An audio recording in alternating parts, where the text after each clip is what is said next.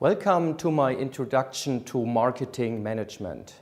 Many companies are faced today with strong competition, and to survive in such a market environment, it is necessary for them to know the customer needs and to align all the business activities to these customer needs.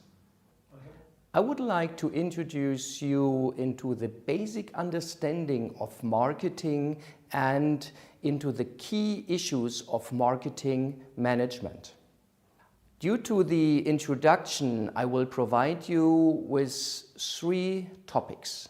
First, you should learn about the main idea and understanding of marketing. Second, you get insights in different steps of the marketing management process. And third, you learn something about the decisions marketing managers have to make. If you got the first points, you can get a deeper understanding of marketing management through our Master of Science, MBA and executive courses. So now enjoy the session. What is marketing about? Marketing is primarily about the market and customer orientation of the whole company. So marketing focuses on satisfying customer needs in a competitive environment. Looking at the marketing definition in a more formal way, we can take the worldwide accepted definition of the American Marketing Association.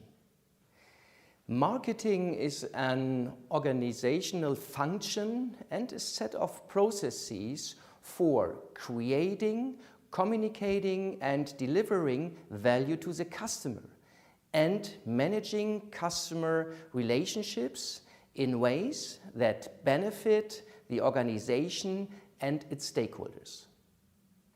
So in the daily business and practice, marketing management is often misunderstood. People say marketing is advertising or marketing is sales. But marketing management goes beyond. So it is the customer-oriented philosophy of the whole company. Why is marketing important? If you pose this question to yourself, you can find an answer in the history of marketing management.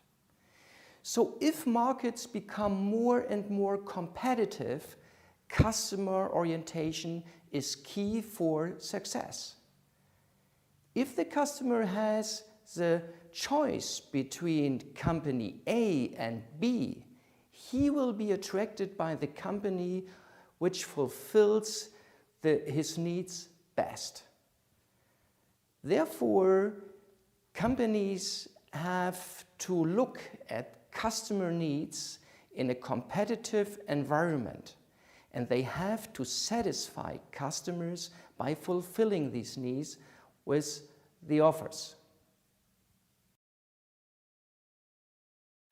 What is the impact of marketing? If you try to answer this question, you can look at a spiral or circle of different effects. If a company has a low customer orientation, it will not be able really to satisfy customer needs with the offers. So customer satisfaction rates go down and customers will not be loyal and the company will lose customers. To hold the customer base, the company has to acquire additional customers, and that is very costly. So in the long run, this company has to spend a lot of money to attract customers and to be sustainable in the market. In comparison to this negative circle of effects, increasing customer orientation leads to higher customer satisfaction rates, higher loyalty, and lower acquisition cost, and at the end, higher and sustainable profitability. Who applies marketing? At first you would think about the consumer good industry, but there are far more institutions which apply marketing and customer orientation. Think about industry goods manufacturers. Think about theaters, hospitals, foundations, or environmental organizations. They all need customer orientation in a competitive environment. So marketing is applied by profit and non-profit institutions. They need professional marketing management to sustain success in the market. How should marketing be implemented? Marketing is all about customer orientation and satisfying customer needs. Therefore, we look at marketing in a dual way. First of all, marketing should be implemented as a function within the company. So all the marketing knowledge and expertise is bundled in a department. In addition to that, marketing is also a set of cross-functional processes. That means marketing orientation and customer orientation should be included in R&D, production, and service. So marketing managers have to take care that the customer orientation is anchored in all the departments within the company. So what is marketing management about? Until now we have looked at marketing. But what is marketing management? Management can be explained by this planning process. We would start with a situation analysis. We would look at markets, customers, and competitors, and at our internal situation. Then we would derive marketing goals. Marketing goals will be implemented by defining marketing strategies.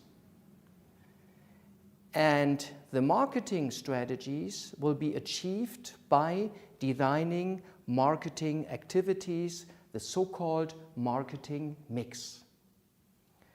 And then we have to establish a marketing organization and a marketing controlling process. This is the whole marketing management process for implementing a professional marketing concept. What is important when performing a situation analysis? First of all, we have to start with an analysis of our internal and external environment. Looking at the internal environment means we have to identify our strengths and weaknesses regarding meeting customer needs. Looking at the external environment, we have to identify the market, the relevant market, where the customers, the competitors, and sometimes retailers are included. And then we have to analyze the customer needs. That is a big starting point within the external analysis. We have to look at our brands and products in comparison to the competitors. In addition to the market analysis, we have also to take care about influencing factors of the macro environment. Often the analysis of the macro environment is called pestle analysis. That means that we have to look at political, economic, technological, social, ecological, and legal influencing factors. The internal and the external analysis will lead to the so-called SWOT analysis, where we combine the internal strengths and weaknesses and the external opportunities and threats. Why should marketing goals be formulated? We often observe faults when situation analysis is directly followed by actions. Actions without orientations will lead to muddling through. Therefore, marketing goals should be formulated. So marketing goals should fulfill different functions. First of all, they should give orientation. Second, they should coordinate activities within the marketing department and within the company. And third, they should motivate decision makers to achieve the goals. And finally, marketing goals should fulfill a control function. That means activities and strategies and their achievement should be controlled by having defined goals. By defining marketing goals, we can differentiate between economic and psychographic goals. Looking at the economic goals, we have revenue goals, we have profitability goals, we can define market share as a goal, or sales volume, or the contribution margin. These are typical economic marketing goals. Before we achieve these economic goals, we have to change something in the customer's mind. And therefore, we have to address the so-called psychographic goals. It is awareness of our brand. It is to create a special image of our brand, or a preference that the customer is willing to buy our product.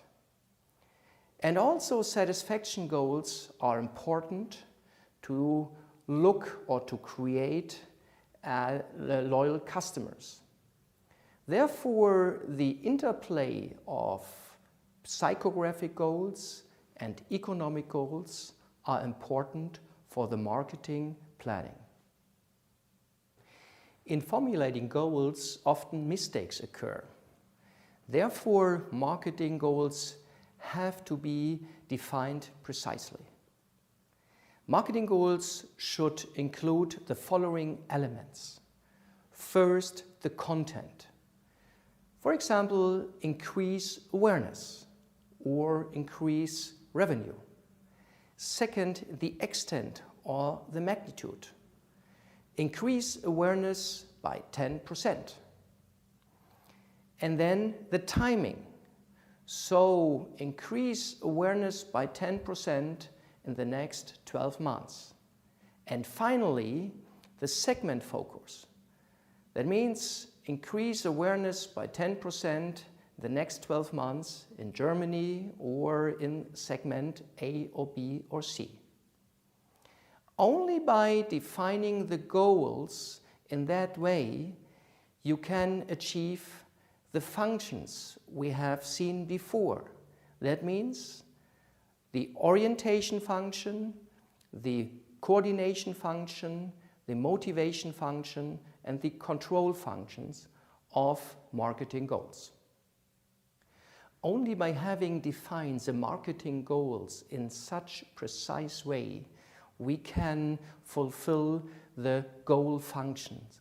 That means the orientation function, the coordination function, the motivation function, and the control function of marketing goals. Which marketing strategies are appropriate? For the achievement of the marketing goals, we have to develop marketing strategies. Marketing strategies are long-term plans for the achievement of the marketing goals. In the literature, you will find a lot of strategy typologies, a lot of recommendations to develop marketing strategies. There is no right and no wrong, but marketing strategies can increase the probability for a successful marketing concept. I would like to show now strategy typologies which are often used in marketing management. The first strategy typology was developed by Igor Anzov to structure growth strategies. You can look at existing markets and new markets and at existing products and new products. And then the question is how to grow. If you look at existing markets and existing products, you can grow with the market penetration strategies, for example, by cross-selling. If you want to grow in new markets with your existing products, you might go international. So, market development means that you approach with your existing products new markets. And then you can develop new products for your existing customers. That is called product development strategy. And finally, you can grow with a more risky strategy. That is, if you approach new markets with new products. And that is called diversification. The second strategy typology I want to mention here was developed by Michael Porter. His focus was on how to create competitive advantage. And he differentiated between two main types of strategies. First is to create a competitive advantage by being the cost leader in the market. That means that the company has the lowest price for a reasonable quality of a product. And then the opposite is the quality leadership. So to create competitive advantage by having the best quality in the market and for sure for a higher price indicates the so-called quality leadership strategy. And then Michael Porter indicates that both strategy can take place in the mass market and in a niche market. So a quality leader can be profitable in a mass market, but also in a small, focused niche market. In addition to growth strategies and competitive strategies, we can mention a lot of more strategy types, like branding strategies or timing strategies. All of these strategies, well developed, will be a basis or platform for the implementation of marketing measures or marketing actions.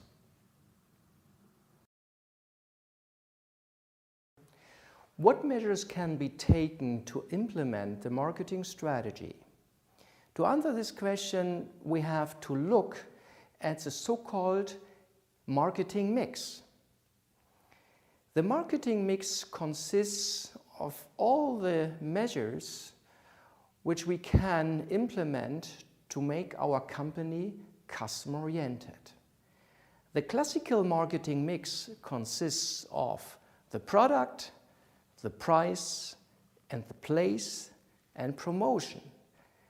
And within all these areas, we have to implement measures which makes our company more customer-oriented.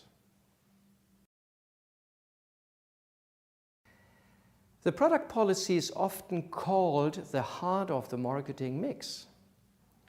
Without having a customer-oriented product or service, mostly you will fail to satisfy customer needs.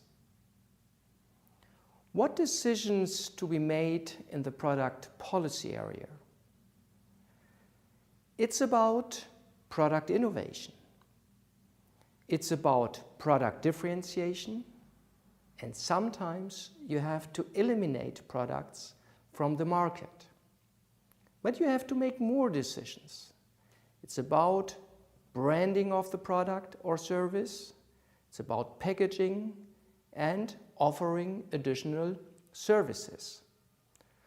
All these product activities should be coordinated to satisfy customer needs.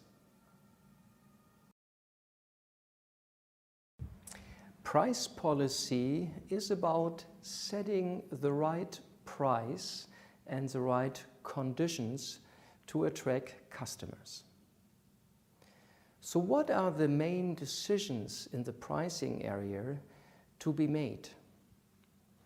It's about setting a price for a new product or changing the price for existing products, giving price promotions or price bonus, or changing the price in a dynamic way.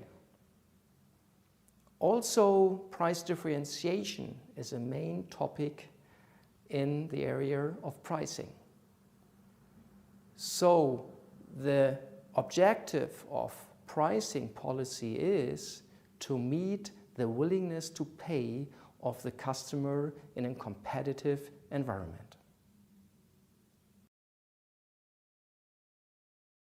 Decisions in the area of place or distribution policy are targeted to the question when and where our customer will get the product.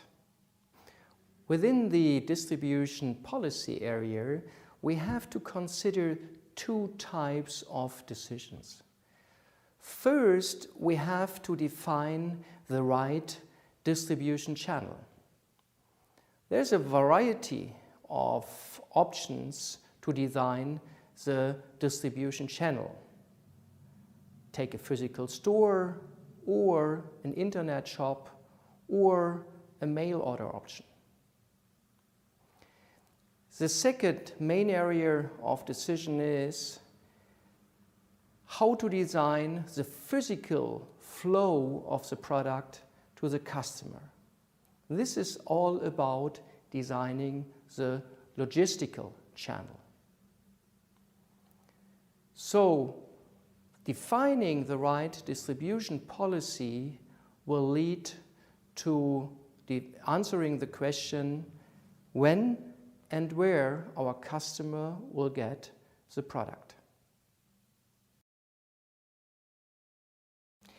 Finally, we have to decide how to communicate to our customers. This is the communication policy area. There are also main decisions to make. First of all, what is the right communication channel? Is it print, newspaper, mailing, or the internet? Second, we have to decide about what to tell to the customer. So it's about the content for the communication campaign. In this area, mostly advertising agency will help the company to design an advertisement or a campaign for the communication policy. All the communication measures should be coordinated to address the customer groups in an efficient way. Finally, all the communication channels and the content of the campaigns should be coordinated and targeted to the customer segments which are defined in our situation analysis. How should marketing be organized? To answer this question, we can look at different options.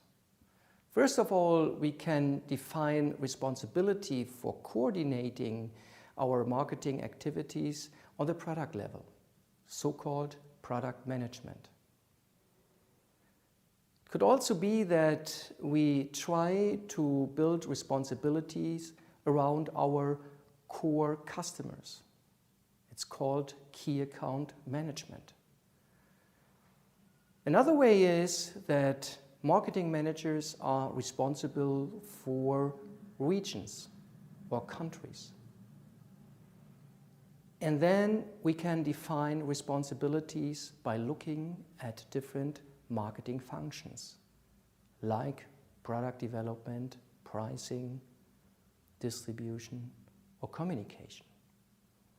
It is important that the marketing organization supports the idea that marketing is an overall philosophy of the company. Why should marketing be controlled? Looking at the overall marketing planning process, you will finally see that marketing controlling is also an important part. To control strategies and measures which we have defined and implemented is one essential part to make our marketing management more effective and efficient. So marketing controlling tries to define the main marketing metrics and the key success factors, and marketing controlling gives also feedback to all the decision makers which are involved in the marketing management process. So now you got first insights in the basic understanding of marketing and how the marketing management process works. I'm very pleased about your interest in marketing. And we can discuss further aspects of marketing management in our Master of Science, MBA, and executive programs. I wish you all the best on your way to customer-oriented marketing management.